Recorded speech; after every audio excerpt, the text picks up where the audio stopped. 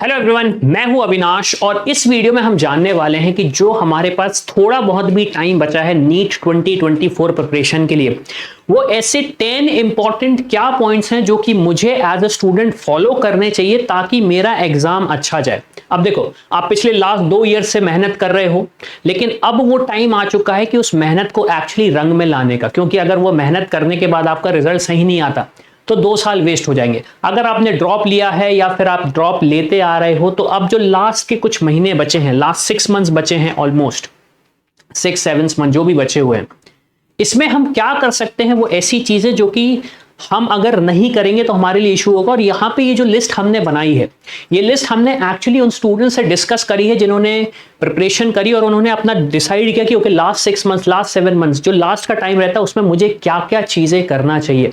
तो चलिए हम इस वीडियो को स्टार्ट करते हैं। अब सबसे पहली जो इंपॉर्टेंट पॉइंट है, वो मिस्टेक जो है स्टूडेंट करते हैं, वो है कि टेस्ट स्किप कर देते हैं। उनको लगता है ठीक है, मैं सिर्फ और सिर्फ कंसेप्ट पढ़ता जा रहा हूं, मैं सिर्फ और सिर्फ कंसेप्ट को, चीजों को समझ रहा हूं, फिजिक्स में, केमिस्ट्री में, मैथ्स में, फिजिक्स, केमिस्ट्री, मैथ्स और बायोलॉजी में। तो होता क्या है कि आपने कंसेप्ट पढ़ तो लिए, लेकिन वो आपके दिमाग में है या नहीं, ये कैसे पता पड़ेगा? ये एग्जाम देके, टेस्ट देके पता पड़ेगा। और अगर आप टेस्ट नहीं दोगे, आप टेस्ट को स्किप करते जाओगे, तो ऑब्वियस सी बात है आपको ये पता ही नहीं लगेगा कि आपको क्या चीज बनती है या क्या चीज नहीं बनती। टेस्ट देना एक बहुत ही शॉर्ट तरीका है ये पता करने का कि आप एग्जैक्टली कहां खड़े हो, मैं कहां खड़ा हूं। तो मेक श्योर कि आप टेस्ट स्किप मत करो। फिर उसके बाद जो दूसरी मिस्टेक है वो है एनालिसिस टेस्ट। तो this will actually help you recover your weakness. अब इसका मतलब क्या है? इसका मतलब यह है कि मेरे कुछ कंसेप्ट्स हैं, कुछ कंसेप्ट्स में मुझे 10 आउट ऑफ 10 मिला है, कुछ कंसेप्ट में मुझे 5 आउट ऑफ 10 मिला है, कुछ कंसेप्ट में मुझे 7 आउट ऑफ 10 मिला है। अब इससे होगा क्या? आप एनालाइज कर रहे हो कि यार ये वाला कंसेप्ट तो मुझे पूरा अच्छे से बनता है, मतलब मुझे पूरी चीजें समझ में आ चुकी हैं इस कंसेप्ट की। दूसरी चीज, 5 आउट ऑफ 10, इसमें मैं बहुत ज्यादा वीक हूं, मुझे मेहनत करनी पड़ेगी। और फिर तीसरा है 7 आउट ऑफ 10, इसमें क्या हुआ? यार मुझे मेहनत करनी पड़ेगी, लेकिन हाँ 7 आउट ऑफ 10 आ रहा है, इसका मतलब यह है कि मैं इसे निकाल लूंगा, मुझे थोड़ी और मेहनत करनी पड़ेगी।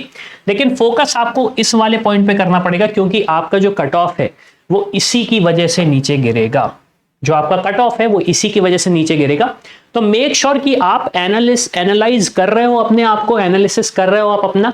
बिकॉज एनालिसिस नहीं करोगे तो ऑब्वियस सी बात है, ये पता ही नहीं लगा पाओगे कि किस ओवर में कितने रन मारने हैं। नेक्स्ट पॉइंट आता है हमारा वर्किंग ऑन वीक टॉपिक्स। अब जैसे कि मैंने बताया, एनालिसिस किया आपने, अब वीक टॉपिक्स के साथ 2 चीजें होती है। या तो स्टूडेंट ये बोलते हैं वीक टॉपिक्स को मैं टच ही नहीं करने वाला हूं। क्यों? क्योंकि टच करने की जरूरत क्या है? मेरे जो स्ट्रॉन्ग पॉइंट्स हैं मैं उसी पे फोकस करूंगा। देखो, आपका जो कट ऑफ नीचे जाता है, आपका जो कट ऑफ गिरता है, आपके जो कम नंबर आते हैं, वो इसलिए नहीं आते क्योंकि आपने मेहनत कम करी है, वो इसलिए आते हैं क्योंकि जो आपके वीक टॉपिक्स हैं उसमें आपने गलत आंसर दिए। वीक टॉपिक्स में गलत आंसर दिए तो आपका जो मार्क्स है वो नीचे जाते हैं। तो मेक श्योर आप अपने वीक टॉपिक्स पे भी फोकस करो, एनालाइज करो कितने वीक टॉपिक्स हैं और टाइम को डिवाइड करो कि आपको किस टाइम पे किस टॉपिक पे फोकस करना है, वीक पे, स्ट्रॉन्ग पे या फिर मीडियम पे। इससे एक सबसे बड़ा एडवांटेज ये मिलता है आपको, आपके जैसे वीक पॉइंट्स धीरे धीरे स्ट्रॉन्ग या फिर मीडियम होते जाते हैं, आपका एक कॉन्फिडेंस लेवल भी बढ़ने लगता है। आपको अंदर से एक फीलिंग आने लगती है कि हाँ चलो चीजें ट्रैक पे आ रही हैं, अब मैं उन चीजों को और अच्छे से कर सकता हूं। अब उसके बाद हमारा नेक्स्ट टॉपिक आता है मेंटेन फोकस इन एग्जाम। अब एक बहुत ही इंपॉर्टेंट चीजें हैं, ये चीज आपको अभी से प्रैक्टिस करनी पड़ेगी। काफी सारे स्टूडेंट्स के साथ इशू ये होता है कि जब वो एग्जाम दे रहे होते हैं तो नर्वसनेस आ जाती है, कॉन्फिडेंस लूज कर जाते हैं। मुझे अच्छे से याद है, जब मेरा लाइफ का पहला बोर्ड एग्जाम था तो मैं अपने आप को काम डाउन ही कर रहा था, मैं अपने आप को बार बार बोल रहा था कि हो जाएगा, हो जाएगा, हो जाएगा, हो जाएगा। तो ये चीजें क्या होती है ना, ये अगर आपके दिमाग में बैठ जाती तो बहुत दिक्कत होती। तो प्लीज मेक श्योर कि आप फोकस करो, मेडिटेशन करो, अपनी फैमिली के साथ डिस्कशन करो, जो भी अपने वीक पॉइंट्स हैं उन पे फोकस करो, लेकिन एग्जाम में अपनी कामनेस मत भूलना। बिकॉज वही सारा इंपॉर्टेंस है। आपने बहुत मेहनत करी है, लेकिन आपकी मेहनत सिर्फ और सिर्फ आपको एग्जाम कैसा गया है उसी से प्रूव हो पाएगी। तो मेक श्योर आप एग्जाम के लिए मेंटली एंड फिजिकली प्रिपेयर्ड रहो, बिकॉज अगर नहीं रहोगे, एग्जाम खराब गया, 2 साल मेहनत करी, 3 साल मेहनत करी, कुछ काम में नहीं आएगा। नेक्स्ट पॉइंट पे अगर हम बात करें तो है using too much mobile phone. अब ये एक सबसे बड़ी इशू है। देखिए मेरे टाइम पे क्या होता था, मुझे बुक्स ही पढ़ना पड़ता था, और अगर मैं कंप्यूटर से पढ़ता भी था तो मुझे कंप्यूटर को एक्चुअली स्टार्ट करना पड़ता था और यूज करना पड़ता था, और उस टाइम तो मेरे पापा देखते थे कि मैं क्या यूज कर रहा हूं कंप्यूटर पे। तो होता क्या था, फोकस सिर्फ पढ़ाई पे रहता था। लेकिन आज के टाइम पे क्या हो गया, आपके फोन में एप्लीकेशन है, आप किसी भी एप्लीकेशन के थ्रू पढ़ाई कर रहे हो और एकदम से नोटिफिकेशन आता है दोस्त का, क्या चलो पबजी खेलते हैं, टीम आ रही है, और आपका फोकस गया। आपके फ्रेंड्स ग्रुप ने बोला कि कल छुट्टी मारना है, क्यों, कल किसी का बर्थडे है, आपका फोकस वापस टूट गया। तो पहली चीज तो ऑब्वियस सी बात है, अपने नोटिफिकेशंस को बंद करके रखो, अपने नोटिफिकेशंस को बंद करके रखो। दूसरी चीज, जब भी मोबाइल से पढ़ाई कर रहे हो तो मेक श्योर कि दूसरी एप्लीकेशन के नोटिफिकेशंस ना आए, या फिर एक जो कंडीशन होती है, या फिर मैं बोलूंगा एक पेरेंट कंट्रोल का जो एक सिस्टम होता है, या फिर एक न्यू यूजर अकाउंट का यूज करके आप उस मोबाइल फोन को यूज करो, टैबलेट को यूज करो, ताकि नोटिफिकेशन से डिस्ट्रैक्शन ना हो। और जब नोटिफिकेशन से डिस्ट्रैक्शन नहीं होगा तो ऑब्वियस सी बात है, आपको जो कंसेप्ट है वो ऑब्वियस सी बात है आसानी से समझ में आ जाएगा। अब नेक्स्ट पॉइंट पे बात करते हैं, प्रैक्टिस कैलकुलेशंस। तो ये एक इंपॉर्टेंट चीज है, बिकॉज आपके कैलकुलेशन जितने फास्टर होंगे, आपको कैलकुलेशन जितने आसानी से करते बन जाएंगे, उतनी आपकी स्पीड और एफिशिएंसी बढ़ जाएगी। एक सिंपल सा एग्जांपल दे रहा हूं, आपने कैलकुलेशन किया 1000 इंटू 2 इक्वल्स टू, आपने मान लीजिए गलती से लिख दिया 2500। अब अगर आपको फास्ट कैलकुलेशन नहीं बनता तो आप इसे फिर से करोगे और आपको टाइम लगेगा, लेकिन अगर आपको फास्ट कैलकुलेशन बनता है तो आप बोलोगे ओके 5 की जगह यहां पे 0 आएगा। तो फास्ट कैलकुलेशन का ये एडवांटेज होता है, स्पेशली एग्जाम में। देखिए एग्जाम में जो सबसे बड़ी प्रॉब्लम आती है वो ये आती है कि अगर आपका जो कॉन्फिडेंस लेवल है वो अगर बढ़ रहा है तो अच्छी बात है, लेकिन अगर वो धीरे धीरे घटता है और आपने कंट्रोल नहीं किया तो वो नीचे ही चला जाता है। और जब वो नीचे गया तो आपको समझ में नहीं आता, क्योंकि आपके पास एक टाइम लिमिट होती है, टाइम लिमिट है, कॉन्फिडेंस डाउन हो रहा है, लाइफ का बहुत ही इंपॉर्टेंट एग्जाम है, तो स्टूडेंट एक्चुअली नर्वस हो जाते हैं। तो मेक श्योर ये सारी चीजें प्रिपरेशन आप अभी से ही करके रखो। अब नेक्स्ट टॉपिक हमारा है फोकस ऑन एनसीईआरटी। अब ये एक सबसे इंपॉर्टेंट चीज है, बहुत सारे स्टूडेंट्स को कंफ्यूजन होता है कि कहां से एग्जाम आने वाला है, मुझे किस चीज से पढ़ना पड़ेगा, क्या मैं इस बुक को रेफर करूं, क्या मैं उस बुक को रेफर करूं।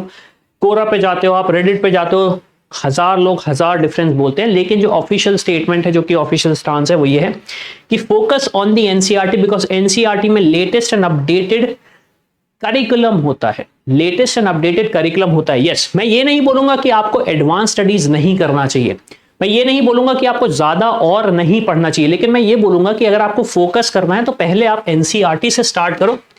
एनसीईआरटी फिनिश हो जाती है तो उसके बाद फिर कोई दूसरी चीज उठा लो जिससे आपकी जो नॉलेज है वो अपडेट हो जाए, वो एक्स्ट्रा हो जाए।